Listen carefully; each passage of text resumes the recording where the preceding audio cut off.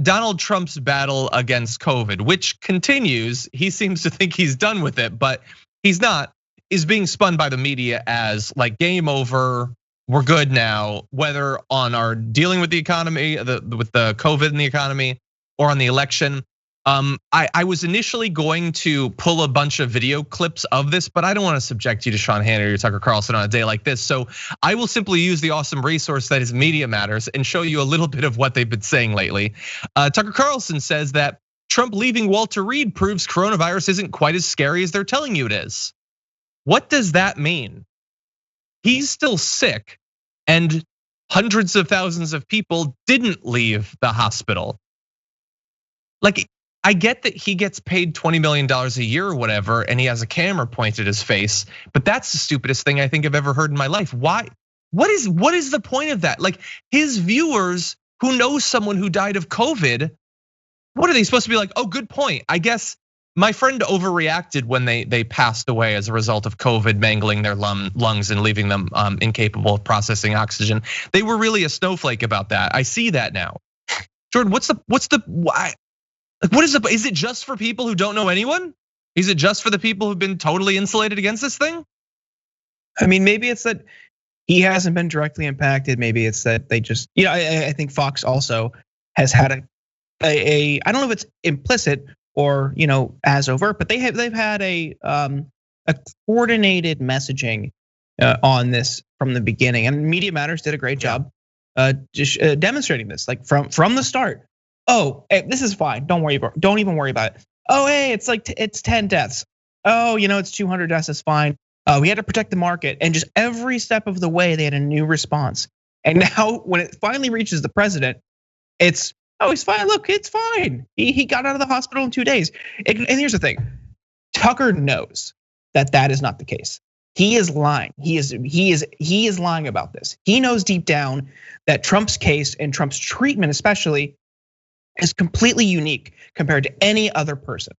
And he knows that deep down, and he is misleading his viewers and is one of the most watched cable news shows in the country. That is extremely dangerous because people are going to believe that. People are really impressionable, especially when they get all of their news from TV.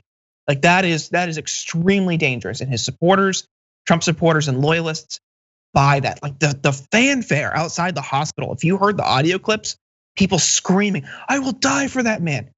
Buddy, get help, please. I assure you there are more important things in this world to die for.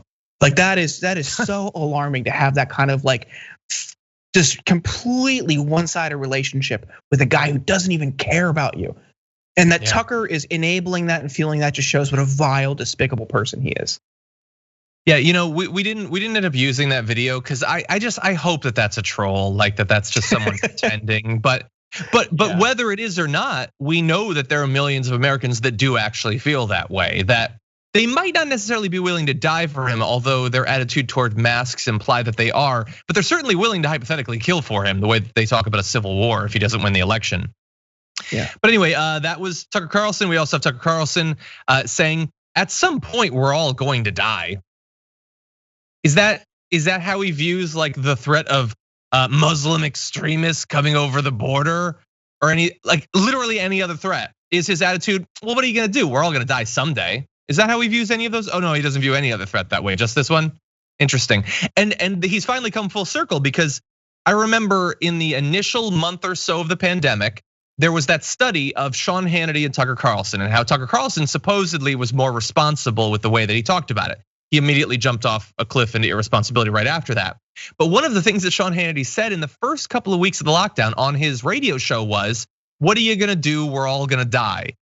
Well, now 210,000 plus Americans have been reported as dead. And Tucker Carlson, apparently after all of that, after everything we've been through together, all of these shows, all this news, all that stuff, at some point we're all gonna die. That's it. It's just fatalism. They're pretending that it's like brave or alpha or tough or leadership. It is simply fatalistic surrender in the face of something that we know how to defeat, that we have the resources to defeat, but that they just don't actually care to fight, because they think somehow that surrendering to it, dying from it, is better for Donald Trump. A sad country. Yeah, they are again, this messaging is so hollow because inside Fox, they're practicing social distancing. A lot of them are working from home. Yeah. Tucker has been filming from home or doing the show from home or remote locations, things like that. They're not living to the same standard that they talk about on the show. They don't have this callous disregard in the office. They're treating it like everyone else should be treating it, like, which is with preventative measures. And it's like, this is an issue of like, it's impacting him. It's inconveniencing him. He can't go to the Palm Steakhouse every night like he likes to. Mm-hmm. He can't just travel freely. He can't go on vacations, trout fishing or whatever. Things like he likes to do.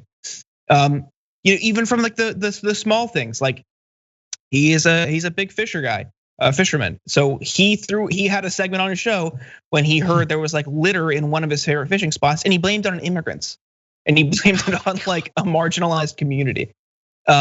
It's just like when things impact him, he cares, and that's why he's like upset about this. He doesn't care if you die as a result. He just wants things to go back to normal for him.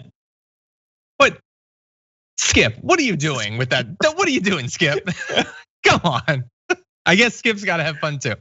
That's actually interesting. I didn't know that he was really into fishing. I thought it was like a wink and a nod joke that he'll go on a fishing trip every time it's revealed that one of his employees is a literal Nazi or he's accused of sexual misconduct. I didn't think he was actually going fishing, but apparently he is. Oh yeah, he actually is. There's even a video of him back in like early 2010s, I think, of him fishing in Central Park. Some bystander just saw him there. I guess they like artificially like put fish in like a pond or a lake in Central Park, and he was fishing there. Like he legitimately is. I don't mind that. Fisherman.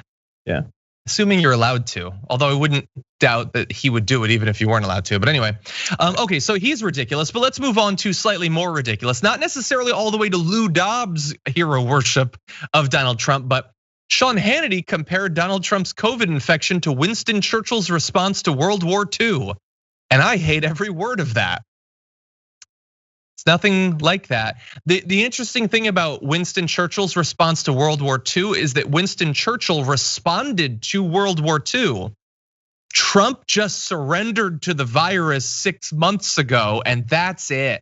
And now he's telling you that you should have a herd mentality. That doesn't scream of Winston Churchill. There's a vague resemblance between the two, but beyond that, the metaphor is weak, Sean. It's really weak. Yeah, who could forget that like that heroic moment when Winston Churchill like quietly told a reporter they're going to downplay the threat of the Nazis, like just like, oh, it's not that big of a deal. We don't want to turn this into a thing. Yeah, I just wanted to project a positive attitude. Yeah, that would be like if the Blitz was going on and there's like one neighborhood that, man, it's getting bombed. It's just really getting bombed. And everyone's like, Winston, don't go in there, Winston, you moron, don't go in there. And he's like, nah, I got this, I'm good. And he walks in there and gets his legs blown off.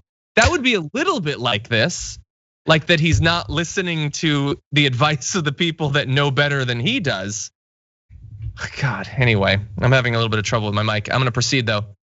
So anyway, look, I summarize this just to say, and we don't know, Lou Dobbs tonight is going to say some insane things about Trump being released. But you should understand that while very few of our fans probably watch much Fox News, they do think, or at least want their old fans to think, that Trump, insisting that he get discharged while he's still actively fighting the COVID infection is like, it's over, it's done. He is a hero on the level of Alexander the Great or whatever. I don't know, we live in very different worlds. That's all I have to say about that.